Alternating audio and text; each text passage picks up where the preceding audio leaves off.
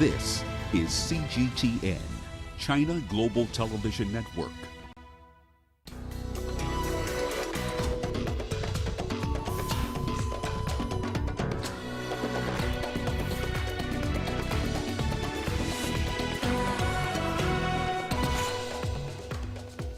South Africa deploys soldiers to restore order amid violence and looting after jailing of former President Jacob Zuma.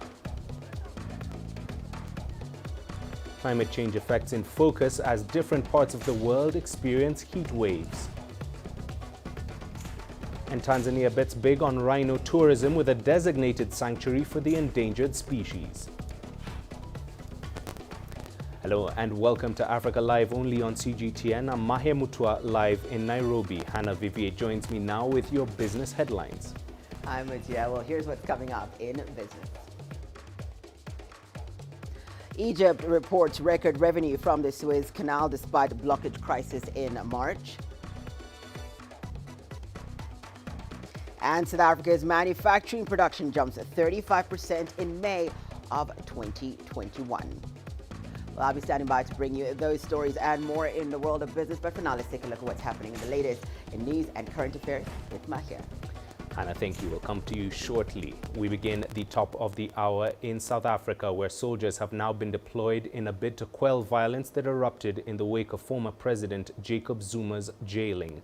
Over the weekend, unrest by pro-Zuma protesters in his home province of KwaZulu-Natal and Gauteng broke out, leaving at least 6 people dead. According to the military, disturbances have since worsened. Opportunistic criminals appear to be taking advantage of the anger some feel over Zuma's incarceration by stealing and causing destruction. Police say about 219 arrests have been made so far. President Cyril Ramaphosa has condemned the violence, saying it is damaging efforts to rebuild the economy after the COVID-19 pandemic.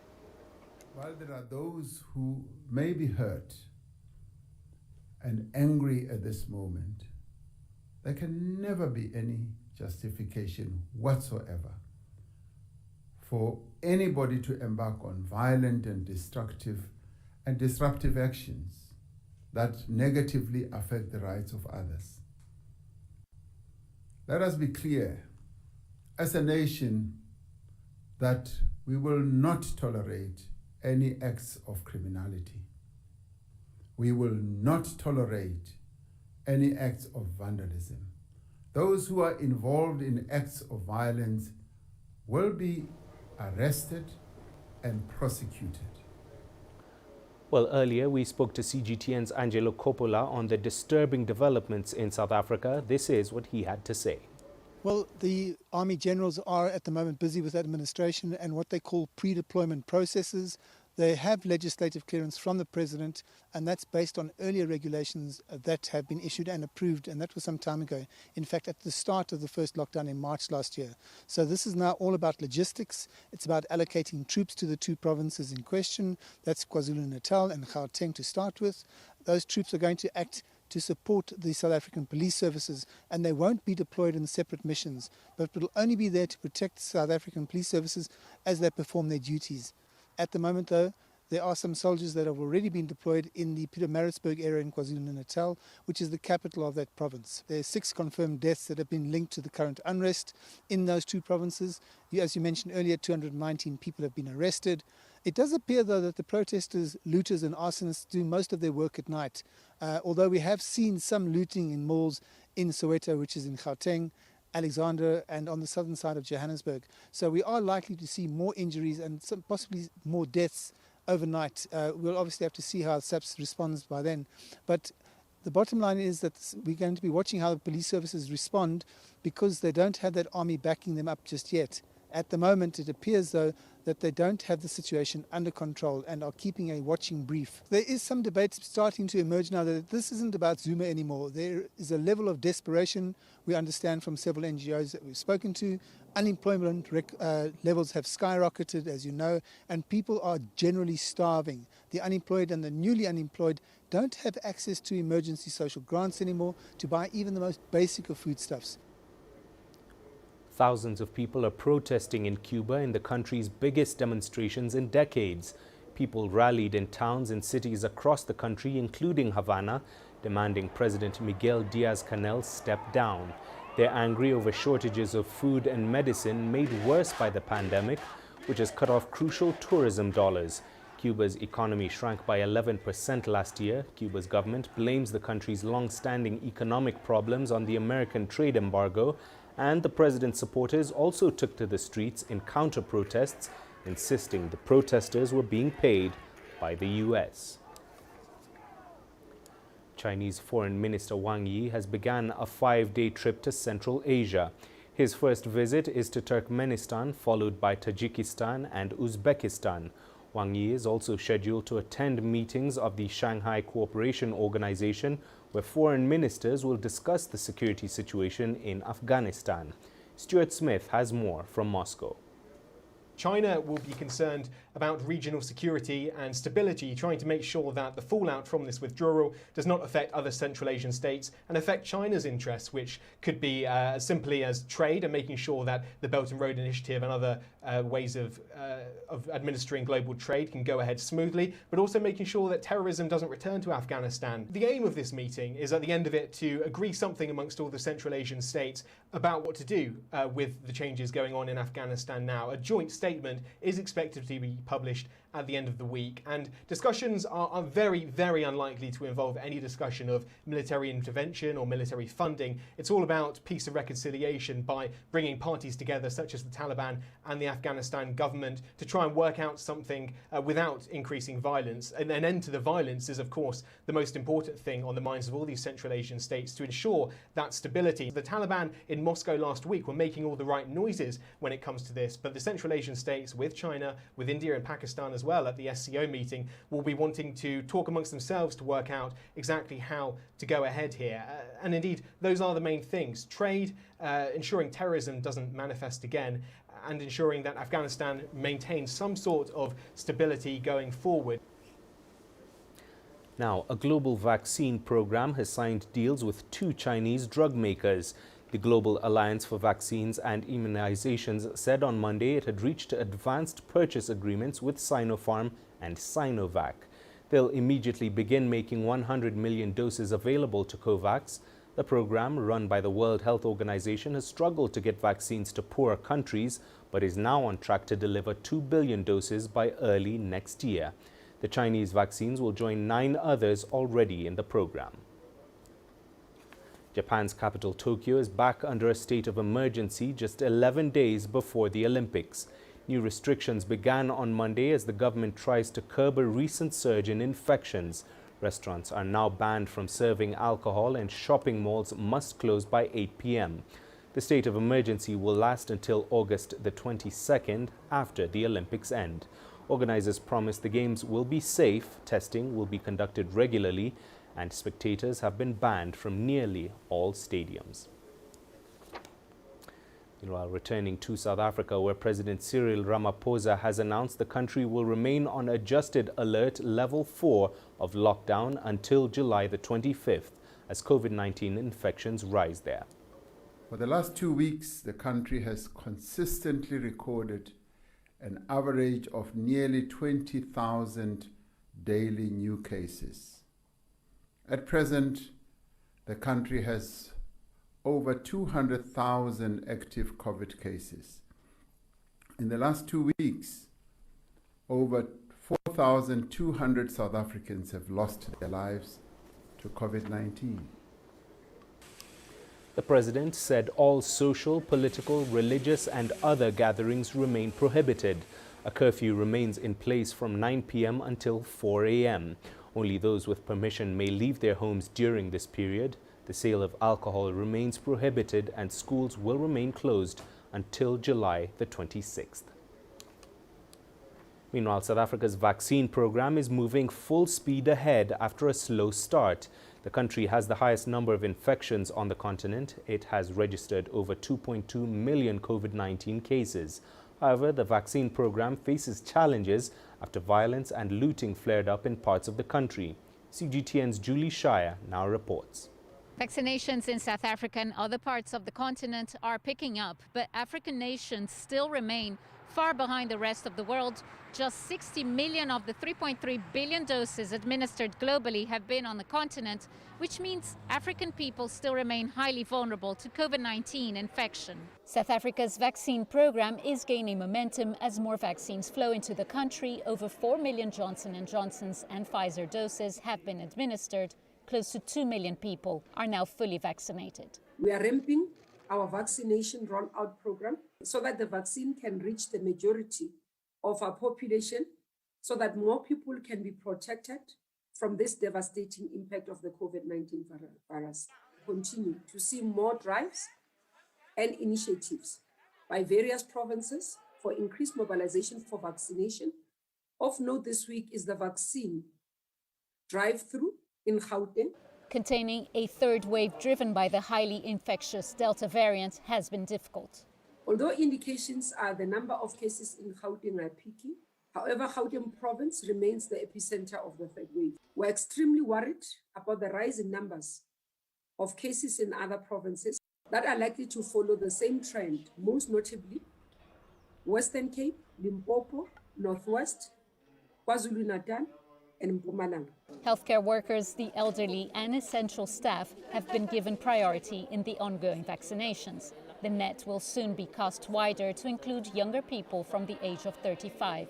What we want to do is vaccinate as many people as possible to try and prevent severe disease and death. If we can achieve what the government is aiming for, that is to vaccinate 300,000 people a day, okay? Then we will vaccinate most South Africans by the end of the year. But widespread violence and looting, which has erupted in parts of the country, may, however, set back the fight to contain the virus. This is a big concern. It seems absolutely obvious that we may get resurgences beyond of what we would have seen if this protest action did not happen. So not just is our health services interrupted, but also vaccinations, obviously. All the vaccination centers that I know of in KwaZulu-Natal are not open. The army has been called in to restore order. Further setbacks to the vaccination program could cost South Africa dearly as new COVID-19 infections and deaths continue to climb. Julie Shara, CGTN, Cape Town, South Africa. It's time for us to take a quick break. Here's what's still coming up on Africa Live. Climate change effects in focus as different parts of the world experience heat waves. And Tanzania bets big on rhino tourism with a designated sanctuary for the endangered species. You don't find the stories of North Africa by sitting on the sidelines. You got to get out, go there, and you'll find them.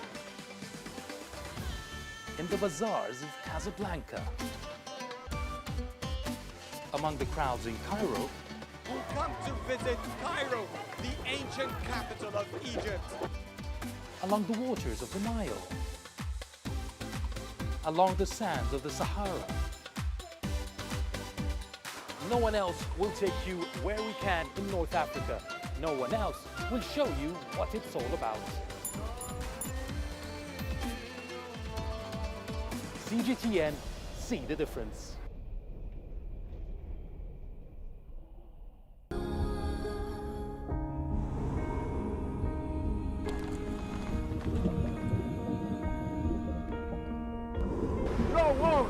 No one again, he can hold in guns. Machine guns from police forces toward the protesters.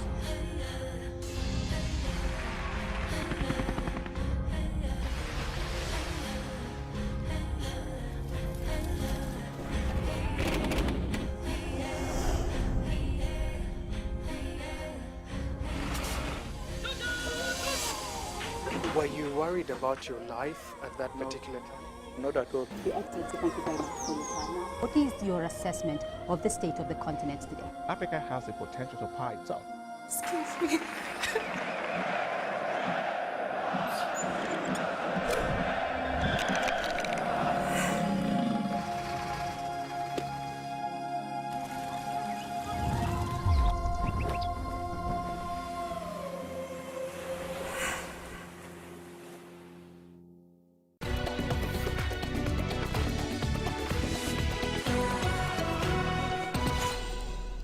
Welcome back. Now, wildfires in the United States and Canada continue to rage amid another searing heat wave.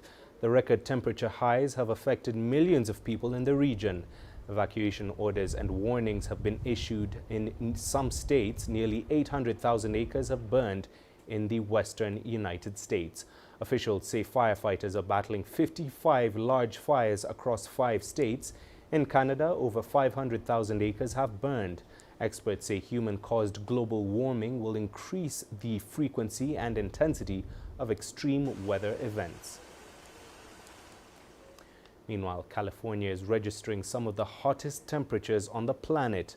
A brutal heat wave has been recorded for a 3rd day in a row, and temperatures are set to continue on their upward trend this week. Let's now have a look at how the extreme heat waves are affecting locals and tourists in the U.S. desert city of Palm Springs. The desert city of Palm Springs is a tourist hotspot, and visitors here are trying to cool themselves from the blistering heat. I don't feel places like this should exist. It's too hot. It's too hot. I'm drinking as much water as I can. I'm drinking my weight in water every day. It's the only way I feel I can not pass out. Our friends have a swimming pool, so we've been jumping in there in the morning, although by the evening it's over 95 degrees in the swimming pool. Yeah. So just that and drinking lots of beer, lots of lager. Local restaurants have installed misters on their outdoor patios in an effort to keep diners cool. But with temperatures early Sunday afternoon reaching 45 degrees Celsius, they had little impact. Popsicles quickly melted in the sun as the heat index rose. And in Death Valley in California, a fiery 54 degrees Celsius has been registered, making it again one of the world's hottest places. Well, we just arrived, so the heat hasn't really affected us yet, but we pulled up and decided to get ice cream. And then we're going to go, we rented a house, we're going to stay there. Hopefully air conditioning's running well, and we're going to be in the pool most of the time. The U.S. National Weather Service has issued excessive heat warnings across much of the region.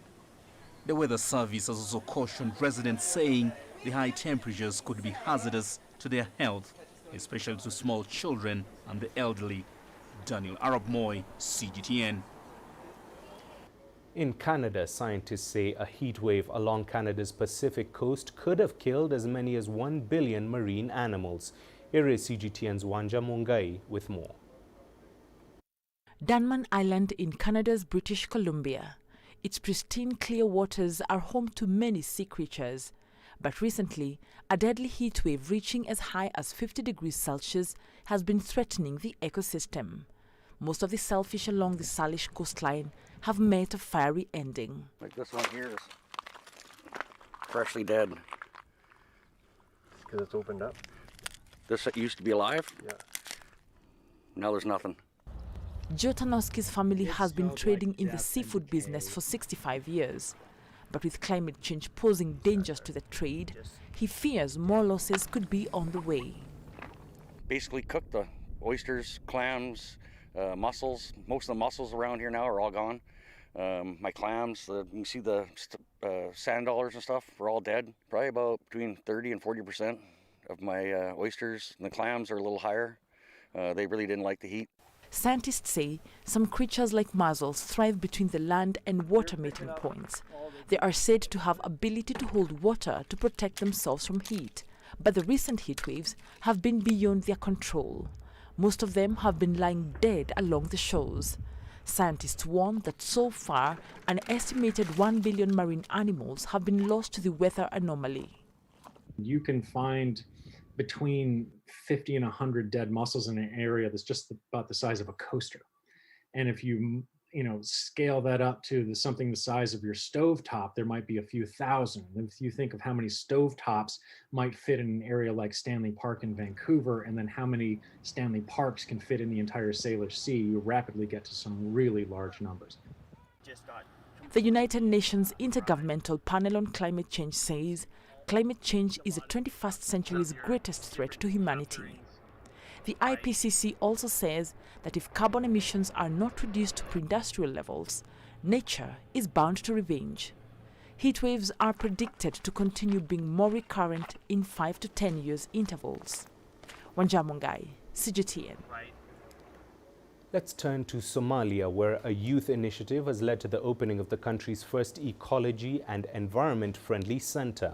The initiative aims to conserve the country's natural resources and also teach the importance of biodiversity conservation through various innovative methods, among other things. The center will also provide training on sanitation, research on environmental problems, and teach the community how to start small businesses which are also eco-friendly. Somalia has recently witnessed major effects of climate change, such as prolonged drought, recurrent floods, and locust invasions. The federal government's mitigation efforts are, however, being weakened by financial constraints and security challenges. I believe the Eco Hub is going to change in a good way the way things are done in Somalia, about people becoming more environmentally aware of their surroundings, of the importance of not using plastics, the importance of planting trees, different plants, and just being aware of Dalkena, you know. So, and I think that's an idea that Somali people, we all need to adapt, and we all need to adopt this idea wholeheartedly to implement change into our country. We will address many environmental challenges that we face today. We will publish researches addressing the environmental problems that we face in Somalia and in Mogadishu particularly. We will carry out campaigns to clean the city. We will also raise awareness on the collection and management of trash in the city. We will encourage small-scale businesses that will be able to turn the trash in the city to reusable products. Now, many countries across the world are grappling with the question of just how to safely dispose of electronic waste. In 2019, the Global E-Waste Monitor found that Africa generated 2.9 million tons of electrical and electronic waste. The continent, however, recycles less than 1% of this. CGTN's Wilkista Nyabwa spoke to a group seeking to tackle that problem. There is never an idle moment in this corner of Ngara Market on the outskirts of Nairobi. Technicians are busy taking apart old electronic devices and building new ones from the old parts. I've learned that you don't need to throw away things right away. Find a workman and see if it can be repaired. You can't always buy new devices. Electronic waste management is an idea championed in this market by the organization Electronic Waste Initiative Kenya. Every day, thousands of devices are discarded from offices and homes. When an electronic appliance is faulty or has reached the end of its life, it's easy to simply discard it into the environment and purchase a new one. However, one of the ways in which electronic waste can be managed is by having it refurbished or dismantling it in order to prolong the life of another appliance. Those ones that can be refurbished, we proceed and refurbish them. Then we resell them, and those that cannot, that are beyond repair, we have partners that who do recycling. Electronic waste, or e-waste, is one of the fastest growing waste streams in the world. According to the United Nations Global E-Waste Monitor 2020, Africa generated 2.9 million tons of electrical and electronic waste in 2019. It recycles less than 1% of that amount. The rest often ends up being mixed with ordinary waste in dump sites and landfills. Some elements found in e-waste can cause cancer.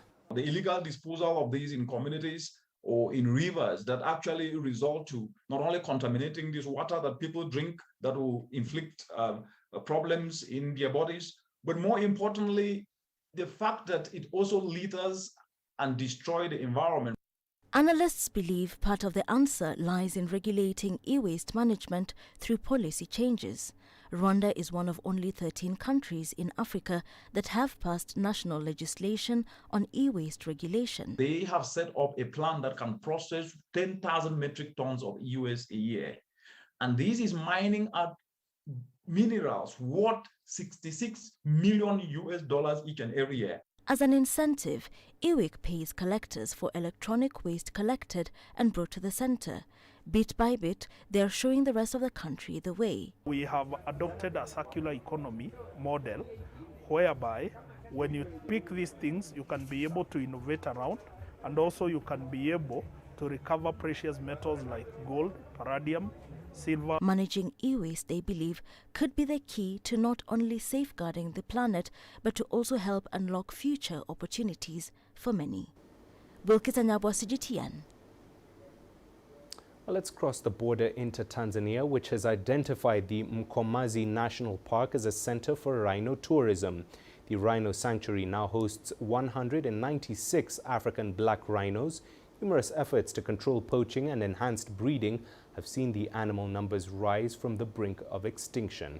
Here is CGTN's Wanja Mungai with that story. The Mkomazi National Park in northern Tanzania is home to the endangered African black rhino. It is now recognized as the first black rhino sanctuary in East Africa. Previously, poaching had threatened to permanently deprive Tanzania of this majestic animal. But with continued efforts to save and multiply them, now the sanctuary is seen as an important facility for the tourism industry. Historically, this park had many rhinos, but it reached a stage where all the rhinos almost perished. So we decided to start again, and usually to restart is not easy. Now we are seeing the efforts are paying off. I believe we will utilize the Conservancy fully to discover the attractions and also to be involved in conservation of the park. The World Wildlife Fund says the population of the African black rhino has dramatically dropped in the 20th century. Poaching by European settlers between 1960 and 1995 is the main reason why the Big Five member has not been roaming the African jungle in the previous large numbers. Within that period, the WWF reports that African black rhino numbers dropped by 98%. With vigorous conservation efforts by African countries, the animal is slowly bouncing back from the brink of extinction. Presently, there are an estimated 5,600 black rhinos on the continent. Tanzania boasts of having 196 of them. The presence of these rhinos is important, but the most important is to have services that will make tourists happy to come and see the rhino. We have to improve the services we provide to the visitors. The best service is a permanent advertisement. It is an advertisement that will bring many visitors and make them return, because tourism industry is a business sector. The Mkomazi National Park is aiming to attract 5 million tourists and to make $2.6 billion by 2035. Wanja Mungai, CGTN. Meanwhile, commercial space tourism company Virgin Galactic has completed its first successful manned travel to space. Founder Sir Richard Branson says the company's mission is to make space more accessible to all. John Zarella has more. From the moment Richard Branson founded Virgin Galactic 17 years ago, the billionaire has been focused on reaching this day, this goal. Before the flight, he shared a picture of himself with friend and SpaceX founder Elon Musk, who was there to cheer Branson on. Then, tucked beneath a massive mothership called Eve, the Unity spaceplane with Branson on board, along with 3 Virgin employees and 2 pilots, took off from Spaceport America in the New Mexico desert. Under a clear morning sky, the mothership climbed to nearly 45,000 feet, nearly 14,000 meters. 2, 1, release, release, release. Moments later, ignition. Unity's rocket engine fired and the spaceplane catapulted upward. There's Mach 1, trimming now. Ultimately reaching 2,300 miles per hour. That's 3,700 kilometers per hour. At the edge of space, some 80 kilometers above the Earth, Unity's engine was shut down. And 60 seconds, and that is a full duration burn, folks. We are headed to space. Hey. For about 2 minutes, Branson and his team floated weightless in the cabin. A jubilant 70-year-old Branson had finally been to space. To all you kids down there, I was once a child with a dream, looking up to the stars. Now I'm an adult in a spaceship with lots of other wonderful adults looking down to our beautiful, beautiful Earth. On final. The spaceplane then glided back to Earth, touching down gently on the runway. Main gear touchdown. This is the dream come true. What comes next will be more significant, revolutionizing space travel. By next year, Branson hopes to be flying paying customers. The price tag, at least $250,000 a seat. And little more than a week from now, another billionaire, Amazon founder Jeff Bezos, will fly in his rocket company, Blue Origin's, New Shepard spacecraft. It really wasn't a race. We wish Jeff the absolute best, and the people are going up with him during his flight. That flight will take him and his passengers more than 60 miles up. He too hopes to be flying paying customers by next year.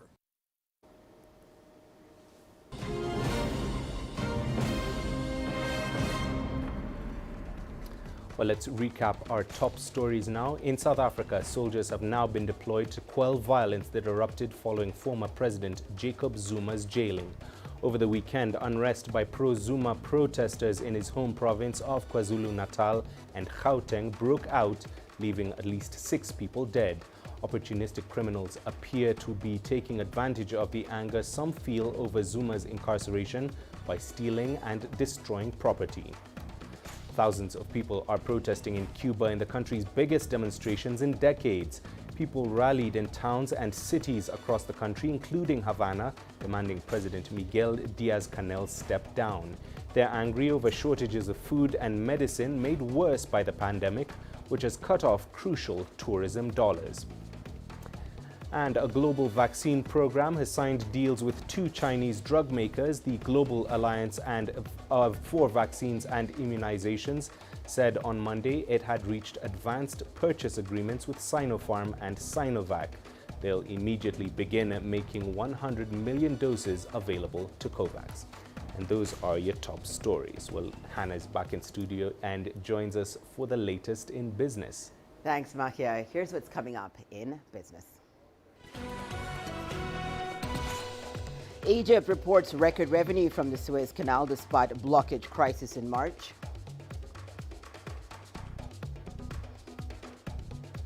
And South Africa's manufacturing production jumps 35% in May 2021. Every story starts out like this. Okay. We'll head up now. Beyond the rush of the numbers, there's always a more fundamental question. What happened? Who has been affected?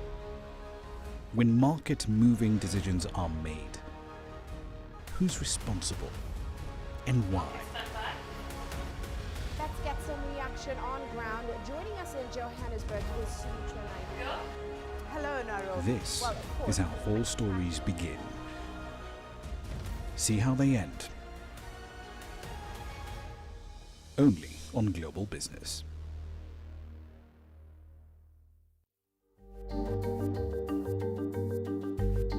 Africa Live. Find your voice.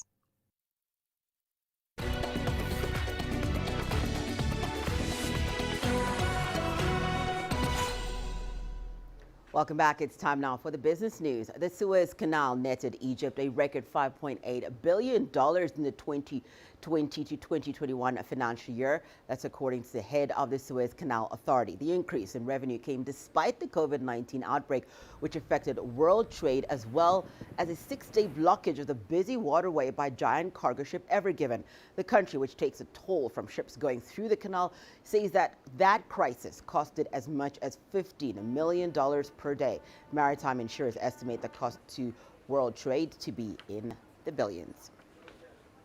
Well, let's stay in Egypt, which has signed a memorandum of understanding with the Eurasian Economic Union to set up a free trade agreement between the two sides. CGTN's Yasser Kim explores the agreement will pave the way for Egypt to increase exports to the Eurasian market of 180 million people. That market includes countries such as Russia, Kazakhstan, Armenia, Uzbekistan, and Belarus. After 5 years of talks, Egypt has announced that it has reached an agreement with the Eurasian Economic Union for a free trade area. The agreement is expected to boost regional and inter-trade between Egypt and both Central and North Asia and Europe through the Eurasian Economic Union's countries. It will also open new business avenues for the North African nation. The Eurasian Union with its member states was founded by Russia in 2015. The aim of this deal will help Egypt benefit from the technological and industrial capabilities of these members, as well as promote bilateral trade and pump more investments in Egypt. As per government figures, in 2020, bilateral trade with Eurasian Union was $4.7 billion. Most of Egypt's exports to the bloc are food and agricultural products. When the free trade agreement is enacted, analysts expect trade to multiply several times, especially post-COVID-19. Egypt is already feeling the fruits of cooperation with the Union, as tourists have been flooding in from member states such as Uzbekistan and Belarus, and soon from Russia. There are also indirect benefits, such as Egypt can be a link between Eurasian countries and the African market. For example, Russian countries can establish manufacturing projects in Egypt and export their products from here to other African countries. The establishment of the Eurasian Union is a result of the trade war with the US. Here, you're opening new markets away from the dominance of the United States in international markets. It's a new channel that is important for developing nations in particular. The North African state's government says the free trade agreement with the Eurasian Economic Union could go into effect end of 2021. Yasser Hakim for CGTN, Cairo. Let's head over to South Africa now, where manufacturing production rose just over 35% year on year in May after rising 88% in April. That's according to preliminary data released by Stat2Say. The largest contributions were made by motor vehicles, parts and accessories, as well as other transport equipment, which went up almost 216%. Basic iron and steel, non-ferrous metal products and machinery were also rose 42%, while food and beverages increased by 21.5%. Meanwhile, seasonally adjusted manufacturing production decreased by 2.6% in May this year compared with the month of April. The Central Bank of Nigeria has released regulatory guidelines and a framework for mobile money services in that country. The move is part of the bank's financial inclusion strategy for the unbanked. According to CBN, the advent of mobile connectivity in Nigeria, its fastest development and acceptance, have underscored its decision to issue the framework. The last time the Apex Bank updated the regulations was back in 2015. While they don't differ significantly from the old ones, there are some new introductions. As of July the 4th, there were about 49 million mobile money users in Nigeria. The country is seeking an 80% financial inclusion rate by 2022. Well, let's head over to the Democratic Republic of Congo now, where a taxi app developed locally is being used to help protect people from assault and kidnapping when traveling. The app is called Hoja. It was developed by a pair of entrepreneurs who wanted to find a way for people to get around without fear of being attacked by criminals posing as drivers. CGTN's Chris Ochamringa brings us that story. For Coralie Level, traveling by taxi is the most convenient way of getting around the city of Kinshasa. But hailing a catch, as these cabs are known, can be risky. The capital has seen a rise in people posing as drivers who have been kidnapping passengers for ransom since 2018. It's led campaigners to develop a new app called Hoja to allow safer ways to hail a taxi, and it's come as a big relief to many residents. Before this app was introduced in 2020, I feared travelling in these taxis because there were many cases of kidnappings. People I knew got kidnapped. There was no way of knowing whether the taxis were safe. Magali Boyasadia and a friend of hers are the brains behind this taxi app. After witnessing so many relatives and close friends being victims of kidnapping, we just couldn't look away. And the fact that around 90% of the victims were women made us feel particularly targeted. So it became a mission to actually find a solution which would allow any citizen in Kinshasa to actually be able to check a taxi before actually deciding whether or not to embark on it. Details of the owner of the taxi and the driver are all recorded in a database which can be accessed by passengers who've downloaded the app on their smartphones. The Oja app also has a GPS system that tracks taxis across the city. The car can be stopped from a distance, it can be restarted from a distance. Yes, so in case we get an alarm, an SOS or a panic alarm, then immediately we can stop the car. Authorities in Kinshasa say the app has made a huge difference in the security of passengers. Mais depuis que l'application Odia a été mise en We have not recorded a single case of kidnapping in taxis ever since we partnered with the app designers in January this year. depuis le mois de janvier jusqu'à ce jour. The Oja Taxi app has also helped city authorities identify and control the flow of transport in this big city of 15 million people. All a passenger needs to do to ensure that the taxi is safe is to scan the license plate of the car, and voila, all the information of the car owner and driver pops up. The designers of this app have also catered for people who use older basic phones. Messages can be sent to those phones to ensure that Kinshasa residents enjoy safe travels in the city. Chris Sochamringa, CGTN, Kinshasa, Democratic Republic of Congo. Tunisia has been ranked 59th on the Global Food Security Index. The annual assessment takes into account issues such as access, availability, and safety of food. In a bid to improve these stats, the Tunisian government plans to introduce several reforms to its food production system to guarantee food security for its 12 million people. Tunisia's acting Minister of Agriculture, Water Resources and Fisheries explained that the food system in the country has improved following the evolution of production and productivity. The government has implemented several agricultural development programs to preserve natural resources, extend irrigated farming, and diversify competitive products. Despite the progress to achieve food security in Tunisia, today there's a national emergency due to many factors.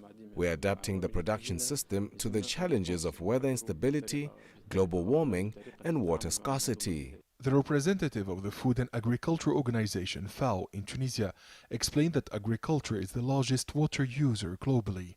The expert added that water scarcity is one of the main challenges for food systems in the country.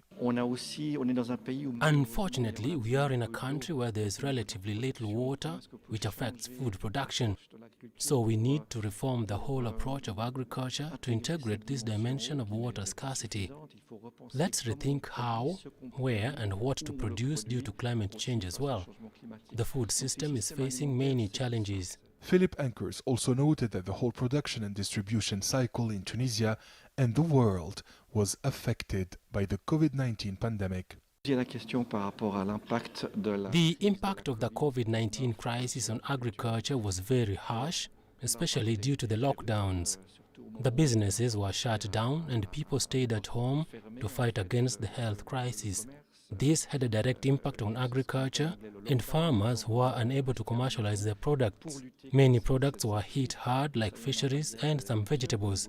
Unfortunately, the pandemic generated a drop in income for consumers, and many products were left unsold. According to the Agriculture Department, Tunisia has achieved self-sufficiency in the production of dairy products, white meat, vegetables and fruit.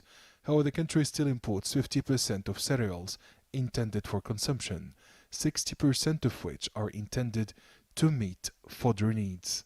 Tunisia will take part in the World Summit on Food Systems that the UN plans to hold in September 2021. Authorities in Tunis believe in the importance of reflecting on a new food system in Tunisia in light of the challenges facing the country. Adnan Shawishi, CGTN, Tunis. Well, here's what's coming up in global business at the top of the hour. South Africa has announced that it will deploy the military to tackle riots after shops were looted and buildings set on fire following the jailing of former President Jacob Zuma for contempt of court.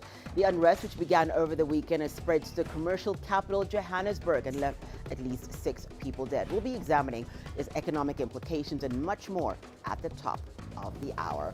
But for now, more on Africa Live with Mahia. Hannah, thank you indeed. Stay with us. We have plenty more still to come on Africa Live Sport. Italy's victorious national team arrives back in Rome